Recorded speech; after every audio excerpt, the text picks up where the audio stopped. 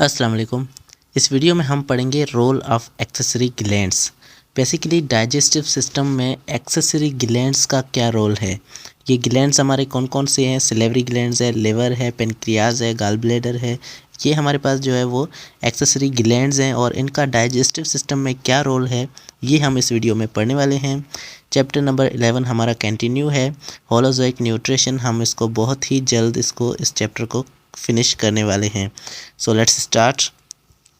The accessory glands are those exocrine glands which upon the appropriate stimulation secrete their juices into the alimentary canal through a specific duct.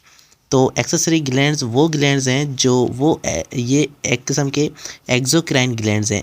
एक होते हैं endocrine glands और एक होते हैं exocrine glands. Endocrine glands जो है वो अपनी सीक्रेशन ब्लड के अंदर शामिल कर देते हैं, जबकि एक्सोक्राइन ग्लैंड्स जो है वो किसी स्पेसिफिक डक्ट के अंदर अपनी सीक्रेशन शो करते हैं। तो ये जो है किसी स्टिमुलेशन पे एलिमेंट्री कैनाल के अंदर जो है वो अपने सीक्रेशंस देते हैं ये glands. These secretions help in process of digestion. ये जो सीक्रेशन है ये डाइजेशन के प्रोसेस में बहुत ज़्यादा हेल्प करते हैं। The accessory gland consists of 3 pairs of salivary gland, liver and pancreas. तो एक्सेसरी ग्लैंड्स के अंदर हमारे पास सिलेवरी ग्लैंड्स आ जाते हैं, जिसके अंदर 3 पेयर्स होते हैं सिलेवरी ग्लैंड के। लिवर आ जाता है और पेनक्रियाज आ जाते हैं। उसके बाद सबसे पहले सिलेवरी ग्लैंड्स जो हम पहले ही पढ़ चुके हैं। The location, stimulation and secretion of salivary glands are have been discussed already. तो ये हम पहले से ही माउथ के टॉपिक के अंदर हम सिलेवरी ग्लैंड्स के बारे में पढ़ चुके हैं कि 3 पेयर्स होते हैं और वो जो है जिसमें पैरोटिड ग्लैंड, सबलिंगुअल ग्लैंड और सब मैंडिबुलर ग्लैंड आ जाते हैं। तो 3 पेयर्स होते हैं, ये हम पहले से ही पढ़ चुके हैं। उसके बाद आते हैं लिवर पर। तो the liver is the largest gland in our body. तो सबसे लार्जेस्ट जो ग्लैंड हमारी बॉडी का है वो है लिवर। तो ये आपको याद रखना है कि लार्जेस्ट ग्लैंड बॉडी का लिवर है। Liver is the largest gland of the body. It is situated in the upper part of the abdominal cavity just behind the diaphragm more towards the right side. तो ये हमारी abdominal cavity के ऊपर side पे diaphragm के पीछे और यहाँ पर जो है वो ज़्यादातर ये राइट साइड पर जो ये मौजूद है, क्योंकि ये जो इसका जो साइज़ है वो इस तरह हमें दिखाई देता है। तो ये ज़्यादा हिस्सा जो है ये राइट साइड की तरफ आता है। The liver is enclose nothing inelastic capsule and incompletely covered with the peritoneum. तो ये जो है लिवर है ये एक इन इलास्टिक कैप्सूल के अंदर बंद है और ये जो है एक लेयर के अंदर बंद है जिसका नाम है पेरिटोनियम। तो पेरिटोनियम एक लेयर है जो इसको बाहर से क्लोज करती है। Folds of peritoneum from supporting ligament attaching the liver inferior surface of the diaphragm. तो इसके जो फोल्ड्स हैं पेरिटोनियम के, ये जो पीछे वाला सरफेस है उस वहाँ पर जाकर ये डायफ्राम से अटैच होते हैं। The liver has 4 lobes. Liver के अंदर 4 लोब्स होते हैं।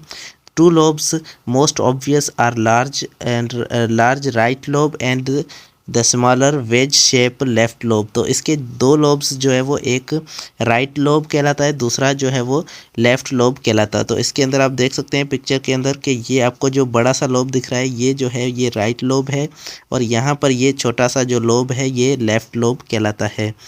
तो इसकी जो शेप है ये वेज शेप कहलाती है। उसके बाद other 2 are quadrate and quadrate. दूसरे जो 2 लोब्स हैं वो है quadrate and quadrate are the on the posterior surface. ये जो है लिवर के पिछले सरफेस पर हमें दिखाई देते हैं। तो यहाँ पर आप देख सकते हैं कि ये लिखा हुआ है क्वाड्रेट और यहाँ पर जो है वो क्वाड्रेट भी लिखा और यहाँ पर जो है आपको क्वाड्रेट भी लिखा हुआ दिखाई दे रहा है। तो ये जो है वो क्वाड्रेट लिखा हुआ है। तो यहाँ तक हमारे पास पता चल रहा है कि ये जो हमारे पास इसके ऊपर जो लोब है ये क्वाड्रेट लोब कहलाता है, नीचे वाला जो ये लोब है ये हमें क्वाड्रेट लोब कहलाता है। तो 2 लोब्स हमारे पास पीछे हो गए, 2 लोब्स जो है वो हमें आगे से दिखाई देते हैं। The lobes of the liver are made up of tiny lobule just visible by naked eyes। तो ये जो है छोटे से लोब्यूल के बने हुए, लोब्यूल क्या है, एक किस्म की लकीरें होती हैं लिवर पर और ये जो है उन लोब्यूल्स के बने हुए होते हैं और ये जो है वो हमें आँखों से भी दिखाई देते हैं, नेक्ड आइज से भी दिखाई देते हैं। These lobules are hexagonal in outline and are formed by cuboidal shaped cells। ये जो है वो क्यूबिकल शेप्स के बने हुए, मतलब क्यूब की शक्ल के सेल्स हैं, उन सेल्स के ये बने हुए होते हैं और ये जो है हेक्सागोनल एक आउटलाइन जो है वो बनाते हैं। The hepatocytes are arranged in pairs of column and radiating from the central vein. तो इसके अंदर जो हेपाटोसाइट्स जो सेल्स हैं ये जो है कॉलम के अंदर अरेंज होते हैं। ये सेल्स के नाम है हेपाटोसाइट जो लिवर के अंदर मौजूद होते हैं। ब्लड सप्लाई टू लिवर, अब लिवर को ब्लड कहाँ कहाँ से मिल रहा है, लिवर को ब्लड जो है वो कौन सप्लाई कर रहा है। Liver receives blood from supply from two sources, जो लिवर है इसको दो सोर्सेज से जो है ये ब्लड मिल रहा है। One is hepatic artery which supplies oxygenated blood while other is hepatic portal when. तो इसके पास एक है हेपाटिक आर्टरी जो हार्ट से आ रही है और ये जो है इसको ऑक्सीजनेटेड ब्लड पहुंचाती है, और दूसरा यहाँ पर हेपाटिक पोर्टल वेन है which bring nutrients rich blood from the various regions. तो ये जो है ये न्यूट्रिएंट रिच ब्लड यहाँ पर पहुँचाती है और ये जो वेरियस रीजन से एलिमेंट्री कैनाल से ये लेकर आ रही होती है और ये जो आकर यहाँ पर न्यूट्रिएंट्स से भरा हुआ ब्लड पहुँचाती है।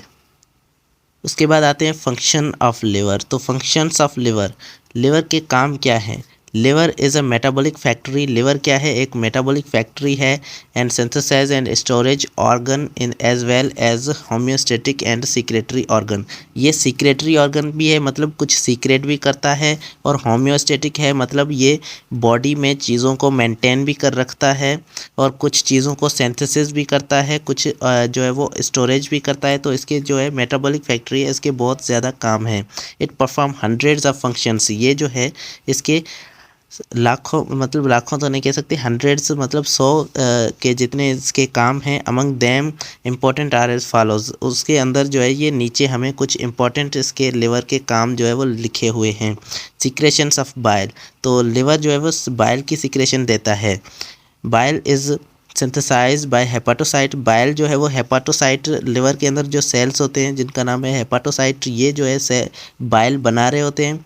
Bile is consist of salts, bile pigments and cholesterol. तो बाइल के अंदर साल्ट होते हैं, बाइल पिगमेंट होते हैं और कोलेस्ट्रॉल मौजूद होता है। तो ये जो है लिवर का काम है कि बाइल को सीक्रेट करना। उसके बाद दूसरा काम है मेटाबॉलिज्म एंड होम्योस्टेसिस। मेटाबॉलिज्म करता है मतलब ये जो है रिएक्शन करवाता है, और ये जो है होम्योस्टेसिस करता है मतलब बॉडी के अंदर जो है वो चीज़ों को मेंटेन रखता है। तो it convert glucose into glycogen in the presence of hormone insulin. ये जो है ग्लूकोज को ग्लाइकोजन में कन्वर्ट करता है इंसुलिन की मौजूदगी में। इंसुलिन क्या है, ये एक किस्म का हार्मोन है, सीक्रेटेड बाय पेनक्रियाज, जो पेनक्रियाज से आता है। It reconvert liver glycogen back to glucose. अब ये जो है लिवर के अंदर ग्लाइकोजन को फिर से ग्लूकोज के अंदर भी कन्वर्ट कर सकता है। पहले ये ग्लूकोज को ग्लाइकोजन के अंदर कन्वर्ट कर रहा था, अब ये ग्लाइकोजन को फिर से ग्लूकोज के अंदर कन्वर्ट कर रहा है in the presence of another hormone glucagon. तो यहाँ पर जो है वो दूसरा हार्मोन काम दे रहा है जिसका नाम है glucagon which is also secreted by pancreas. जो ये भी जो हार्मोन है ये पेनक्रियाज से आ रहा है। These changes are important regulator in the blood glucose level. ये जो है चेंजेस क्यों हो रही हैं, ग्लूकोज जो है वो ग्लाइकोजन में कन्वर्ट हो रहा है, उसके बाद ग्लाइकोजन फिर से ग्लूकोज के अंदर कन्वर्ट हो रहा है। ये इसीलिए इम्पोर्टेंट है कि ब्लड के अंदर जो है वो ग्लूकोज का लेवल बराबर रहे और शुगर का लेवल जो है वो मेंटेन किया जा सके। It converts stored fat to a form in which it can be used by the tissues. ये जो है फेट को ऐसे फॉर्म के अंदर कन्वर्ट कर देता है जो टिश्यूज़ उस फेट के को यूज़ कर पाएँ, विच प्रोवाइड एनर्जी, जिससे जो है एनर्जी मिलती है। It is involved in deamination of amino acids, thereby removing nitrogenous portion from the amino acids not required for formation of new protein। तो ये जो है डीअमाइनेशन करता है। डीअमाइनेशन का मतलब है अमाइनो एसिड को तोड़ना। ये जो है अमाइनो एसिड्स को भी तोड़ देता है जिसके अंदर से जो है नाइट्रोजीनियस पोर्शन भी उसके अंदर से रिमूव कर देता है, मतलब नाइट्रोजन को वहाँ से रिमूव कर देता है जो अमाइनो एसिड्स को इतनी ज़रूरत नहीं होती नाइट्रोजीनियस बेसिस की। और नाइट्रोजीनियस जो है नाइट्रोजन जो है वो यहाँ पर इतनी रिक्वायर्ड नहीं है, इसीलिए ये जो है न्यू प्रोटीन फार्मेशन करते हैं और यहाँ से जो है वो अमाइनो एसिड्स को ब्रेक डाउन कर रहा है। ये urea is formed from the nitrogenous portion. अब यहाँ पर जो है नाइट्रोजिनियस पोर्शन से जो है ये जो नाइट्रोजिनियस पोर्शन अमाइनो एसिड से निकल रहा है उसके अंदर से ये जो है यूरिया बन रहा है, which is excreted in urine, जो है यूरिन के अंदर भेजा जाता है और यूरिन के अंदर से वो जो है वो बाहर निकल जाता है। It also breaks down the genetic material of worn out cell of the body. ये जो है बॉडी के अंदर वर्न आउट जो सेल हैं उसके जो है जेनेटिक मटीरियल को भी डिस्ट्रॉय कर देता है, ब्रेक डाउन कर देता है। From uric acid which is excreted by urine. अब ये जो है ये भी सेल्स जो है यूरिन के अंदर एक्सक्रीट हो जाएंगे। It removes nitrogenous portion of amino acid. ये जो है अमाइनो एसिड का नाइट्रोजिनस पोर्शन वहाँ से रिमूव करता है। Attach it to other carbohydrate molecule forming a new and essential amino acid. अब ये जो है नाइट्रोजिनस पोर्शन को रिमूव करके वहाँ पर एक कार्बोहाइड्रेट को जोड़ देगा, जिससे जो है एक नया एक ज़रूरी जो है वो हमारे पास नॉन असेंशियल मतलब इतना ज़्यादा ज़रूरी नहीं ऐसा कोई अमाइनो एसिड जो है उसके अंदर से बन जाता है। तो ये जो है थोड़े से इसके अंदर मेटाबॉलिज्म हो रहे थे और कुछ हमारे पास इसके अंदर काम हो रहा है। उसके बाद सिंथेसिस जो है वो सिंथेसिस किस चीज़ की यहाँ पर हो रही है? It synthesise plasma protein. ये जो है प्लाज्मा प्रोटीन को बना रहा है। प्लाज्मा प्रोटीन क्या है? ये हमारे पास इम्यूनिटी के अंदर एक किस्म के फैक्टर्स हैं and most blood clotting factors from the available amino acids occur in the liver। तो यहाँ पर जो भी अमाइनो एसिड यहाँ पर मौजूद हैं उसके अंदर ये जो है ब्लड क्लॉटिंग फैक्टर भी बना देता है। And it synthesise vitamin A from the carotene. अब ये कैरोटीन के अंदर से विटामिन ए भी बनाता है। तो ये 3-4 चीज़ें बना रहा है, प्लाज्मा प्रोटीन बना रहा है और ब्लड क्लॉटिंग फैक्टर बना रहा है और यहाँ पर विटामिन ए भी बना रहा है। उसके बाद ब्रेक डाउन करता है ये किस चीज़ की? It also involve in breaking down of worn out erythrocytes. अब ये इराथ्रोसाइट्स एक किस्म के सेल हैं, जब ये वर्न आउट हो जाते हैं तो ब्रेक डाउन इसकी लिवर कर रहा है। उसके बाद defence it is carried out by phagocytic Kupffer cells, hepatic macrophages in the sinusoid। तो इसके अंदर जो कुछ सेल मौजूद हैं जिसके सेल का नाम है फेगोसाइटिक क्लफर सेल्स, ये जो है हमारे पास बॉडी के डिफेंस के अंदर भी काम आते हैं। उसके बाद detoxification, it perform detoxification of drugs noxious substances. जो ख़तरनाक सब्सटेंसेस हैं और कुछ जो ड्रग्स हैं उनकी डिटॉक्सिफिकेशन भी ये जो है हमारा लिवर कर रहा है। इसीलिए तो जो बंदा शराब पी रहा होता है उसे कुछ नहीं होता, क्योंकि उसको लिवर जो है वो डिटॉक्सिफाई कर देता है। These include ethanol. इथेनॉल ये क्या है? एक किस्म का अल्कोहल है और टॉक्सिन प्रोड्यूस बाय माइक्रोब्स, और माइक्रोब्स जो टॉक्सिन प्रोड्यूस कर रहे हैं उन्हें भी ये जो है लिवर डिटॉक्सिफाई कर देता है। उसके बाद जो है एक्टिवेशन ऑफ हार्मोन, कुछ हार्मोन की जो ये लिवर है ये एक्टिवेशन करता है। These include insulin, glucagon and cortisol and अल्डोस्टेरोन, thyroid and sex hormone. तो ये जो है इन सभी हार्मोन को हमारा लिवर जो है वो एक्टिवेट करता है। उसके बाद प्रोडक्शन ऑफ हीट की ये प्रोडक्शन कर रहा है। हमारे बॉडी के अंदर टेम्परेचर को मेंटेन करने के लिए जो हीट रिक्वायर है उस हीट को भी ये प्रोड्यूस कर सकता है। It uses considerable amount of energy, has a high metabolic rate and produces a great deal of heat. तो यहाँ पर ये जो है एक किस्म की एनर्जी को यूज़ करके मेटाबॉलिक रेट के अंदर ये जो है बहुत ज़्यादा हीट पैदा कर सकता है। It has a man heat producing organ of the body. ये जो है man heat producing organ of the body भी है। तो अगर आपसे पूछा जाए कि मैन हीट प्रोड्यूसिंग ऑर्गन कौन सा है तो ये हमारे पास लिवर है। उसके बाद आता है storage. It store fat soluble vitamins A, D, E, K, iron, copper and some water soluble. ये जो है इतने चीज़ें स्टोर कर रहा है, जैसे कि कुछ विटामिन्स हैं ए, डी, के, ई, ये हमारे पास जो विटामिन्स हैं ये स्टोरेज यहाँ पर हो रही है। उसके बाद आयरन कॉपर की भी ये स्टोरेज करता है। कुछ वाटर सॉल्युबल विटामिन्स की भी यहाँ पर जो है वो स्टोरेज हो रही है, जैसे कि riboflavin and niacin pyridoxine and folic acid and vitamin B12। तो ये चीज़ें जो है यहाँ पर स्टोर होती रहती हैं। उसके बाद जो है ये सम डिजीज़ रिलेटेड टू लिवर से रिलेटेड कुछ डिजीज़ यहाँ पर हमें बताई गई हैं, जैसे कि हेपाटाइटिस और जॉन्डिस। तो जॉन्डिस और हेपाटाइटिस ये जो दो बीमारियां हैं जो लिवर की वजह से होती हैं। It refers to inflammation of liver. यहाँ पर लिवर के अंदर जो है वो इन्फ्लेमेशन हो जाता है। इन्फ्लेमेशन का मतलब है कोई सोजन या फिर कोई जख्म लिवर के अंदर हो जाता है। There could be several factors responsible for hepatitis such as autoimmune disorder, viral infections, some toxin drug and drinking alcohol.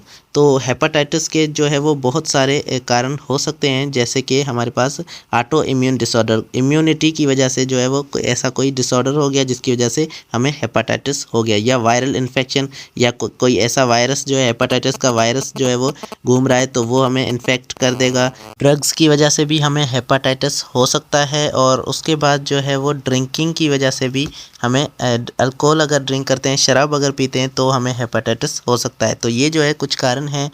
उसके बाद hepatitis is commonly characterise as fatigue, flu like symptoms, pale skin मतलब yellow skin बन जाना, और abdominal pain, हमारी abdominal के अंदर जो है वो दर्द होना, डार्क यूरिन जो है वो एक किस्म का कोड़ा जो ये यूरिन आना, या फिर पेल stool.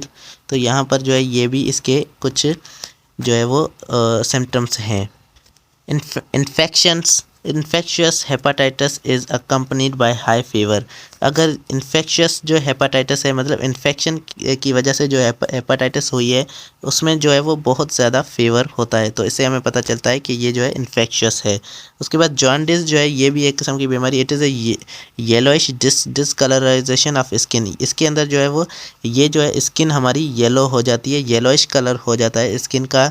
Mucus membrane of the white of the eyes caused by elevated level of bilirubin in blood। तो ये जो है ब्लड के अंदर बिलरुबिन जो एक पिगमेंट है जो बाइल के अंदर मौजूद होता है, तो इसकी जो है ये लेवल अगर हाई हो जाती है तो ये हमें जॉन्डिस बीमारी जो है ये हो जाती है, और इसे जो है हाइपर बिलिरुबिमिया भी कहते हैं।